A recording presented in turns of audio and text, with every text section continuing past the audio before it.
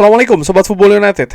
Gue ingin membahas sebuah kabar dari salah satu konten Fabrizio Romano, di mana ya Fabrizio Romano memberikan update kabar bahwa Manchester United ini memiliki rencana yang krusial di musim panas 2026 terkait dengan posisi lini tengah. Ya, kita sudah sering dengar ya, memang Manchester United ini memprioritaskan posisi lini tengah. Manchester United menyiapkan budget. Manchester United juga sudah menyusun nama-nama target, dan nama-nama target juga sudah beredar secara luas menurut gue dengan berbagai sumber yang ada. Tapi menarik bahwa situasi sistem permainan dari Manchester United ini juga yang menentukan banget siapa yang akan datang di musim depan. Dan sistem ini sebenarnya terkait dengan nama head coach. Tapi kalau melihat misalnya saat ini Jason Wilcox ingin berubah sebagai football director dari misalnya 3 back menjadi 4-2-3-1, dari 3-4-2-1 menjadi 4-2-3-1 ya kan. Dan kalau kita berbicara terkait dengan lini tengah, ya lini tengah ada pivot 2, ada 3 gelandang serang di depannya. Ini yang mana kita sudah tahu bahwa memang pivot. Terkait dengan nama, keadaan Casemiro yang akan cabut di musim panas nanti, disitulah menjadi posisi inti menurut gue, prioritas untuk mendatangkan pemain baru.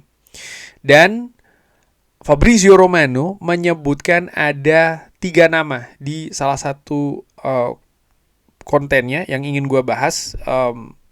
Lagi-lagi Fabrizio Romano ini mengkonfirmasi bahwa Elliot Anderson dari Nottingham Forest ini sangat disukai oleh manajemen Manchester United. Sudah sering gue bahas, sudah sering gue analisa juga misalnya di beberapa konten sebelumnya tentang Elliot Anderson ini dibandingkan dengan gelandang-gelandang lain juga. Ya memang dia memiliki atribut yang luar biasa. Tapi jangan lupa, bagaimana persaingan untuk mendatangkan Elliot Anderson ini tidak akan mudah. Dan balik lagi, Manchester United ini seperti gue katakan tadi memang butuh untuk menambal posisi yang ditinggalkan oleh Casemiro. Nama kedua yang disebut Sandro Tonali. Lagi-lagi ini disebutkan, diapresiasi oleh Manchester United. Artinya, selain Elliot Anderson ada Sandro Tonali yang beberapa kali disebut oleh berbagai media dan lagi-lagi dikonfirmasi oleh Fabrizio Romano. Sandro Tonali yang juga memiliki menurut gua karakter permainan yang unik, yang menarik, punya pengalaman di Premier League, tapi juga tidak akan mudah. Kenapa? Kita tahu Newcastle pastinya juga menginginkan angka yang tidak murah untuk pemain yang didatangkan beberapa tahun yang lalu dari AC Milan ya, dengan harapan ya dia bisa lebih berkembang, akan bisa menjadi mungkin pemain vital bagi Newcastle, dan gue menilai pun juga seperti itu, sehingga ketika sebuah klub kehilangan pemain vitalnya tidak akan mudah, tidak akan murah, sama seperti kayak Elliot Anderson. Nah, nama ketiga ini menarik, yaitu adalah Ibrahim Sangare. Disebutkan oleh Fabrizio Romano, tidak ada hubungan yang konkret ya terkait dengan rumor Ibrahim Sangare yang kabarnya juga diincar oleh Manchester United. Nah, ini menarik nih menurut gue. Bagi Sobat Football United yang mengikuti channel ini dari, mungkin dari 4 tahun yang lalu, mungkin 3-4 tahun yang lalu, nama pemain ini sudah pernah gue bahas sebenarnya di Football United sebelum dia pindah dari PSV Eindhoven ke Nottingham Forest. Pemain yang menurut gue ya secara postur ini menarik. Dia pemain yang sangat tinggi, dia pemain yang sangat kuat dengan duel-duel. Dia juga memiliki menurut gue visi bermain yang cukup oke.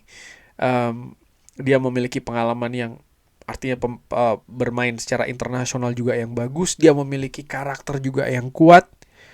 Salah satu profil yang menurut gue menarik untuk didatangkan di Manchester United 3-4 tahun yang lalu. Tapi itu tidak terjadi. Sekarang dikaitkan lagi dengan Manchester United, walaupun Fabrizio Romano mengatakan tidak ada keterkaitan yang konkret antara kabar ini. Namun ingin gue bahas ya, Ibrahim Sangare, pemain Afrika dari Pantai Gading, Côte d'Ivoire, berusia 28 tahun. Pemain ini ya bersama dengan PSV Eindhoven memenangkan 2 gelar KNVB Cup ya, dan 2 gelar Johan Cruyff Shield. Ulangi, 3 gelar Johan Cruyff Shield, memenangi Africa Cup of Nations di tahun 2023 bersama dengan Ivory Coast. Ya ini menurut gue juga menunjukkan bagaimana dia memiliki apa ya, ya katakanlah kapasitas lah sebagai pemain sepak bola profesional, pemain yang berusia 28 tahun ya, pemain yang kalau gue lihat dari SofaScore memang berposisi sebagai gelandang tengah lebih bertahan.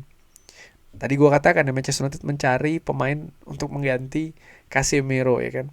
Ibrahim Sangaré datang dari PSV Eindhoven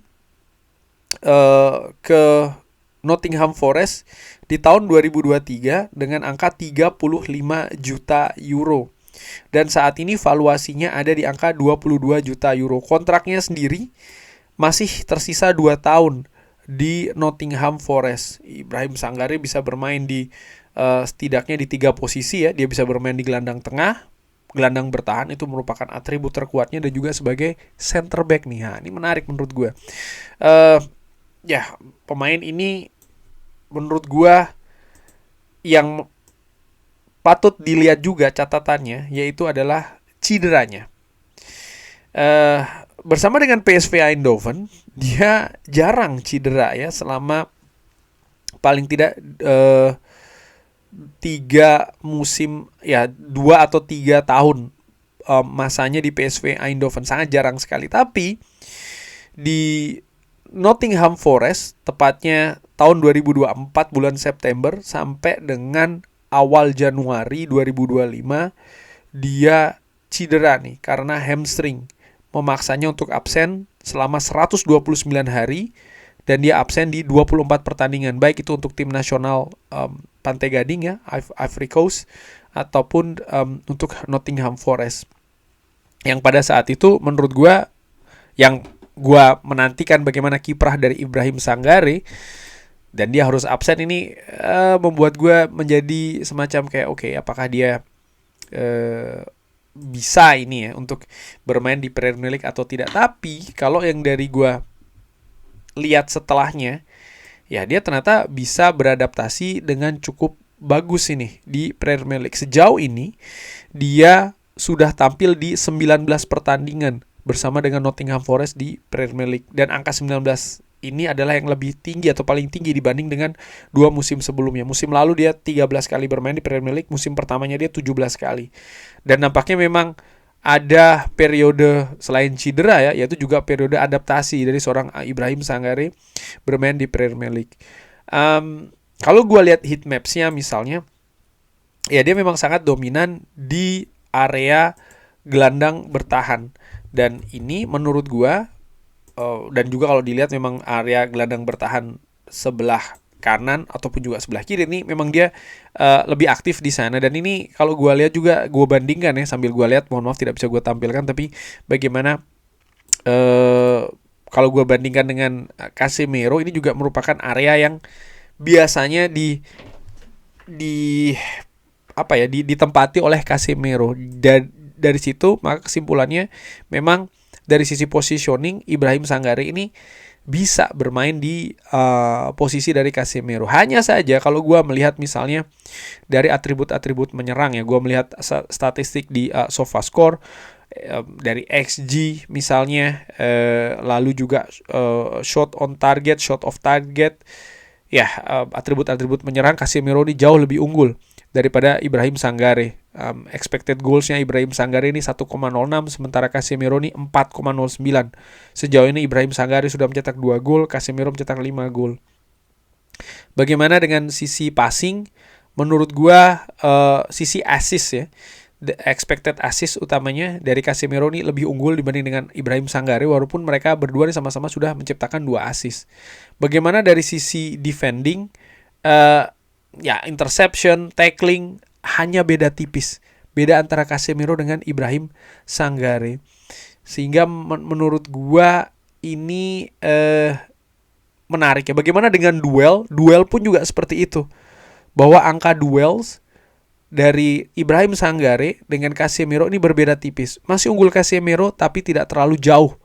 Dari situ gue berpikir, apakah ini bisa menjadi nama yang menarik dan untuk didatangkan ya. Dan ketika didatangkan juga apakah diplot menjadi pengganti utama atau menjadi penguat lini tengah. Karena menurut gue kalau melihat fakta bahwa Manchester United punya kemungkinan yang besar mudah-mudahan seperti itu untuk bermain di banyak kompetisi musim depan, artinya ada banyak pertandingan juga dengan banyak karakter lawan dan lain-lain, ya kedalaman skuad ini juga penting. Manchester United sering dikabarkan ingin mendatangkan bahkan bukan cuma satu nama di lini tengah, tapi bahkan dua. Dan ini menurut gue juga cukup menarik nih, nama dari Ibrahim Sanggare yang harus disampaikan juga, menurut Fabrizio Romano belum ada situasi yang konkret ya antara Ibrahim Sanggare, Nottingham Forest dan juga Manchester United. Nah sebelum gue akhirin juga menarik bahwa kalau misalnya Manchester United mendatangkan dua gelandang ya, kecil kemungkinan dua nama ini merupakan dua nama premium. Katakanlah Tonali dengan Elliot Anderson. Sejauh ini gue bisa katakan forget it. Kenapa? Manchester United juga punya Kobbie Mainoo. 3 pemain inti premium untuk 2 posisi. I don't think it's ideal. Gue tidak berpikir ini ideal. 3 pemain ini tipikal yang sama-sama ingin memiliki menit bermain yang tinggi dan nampaknya memang harus memiliki menit bermain yang tinggi.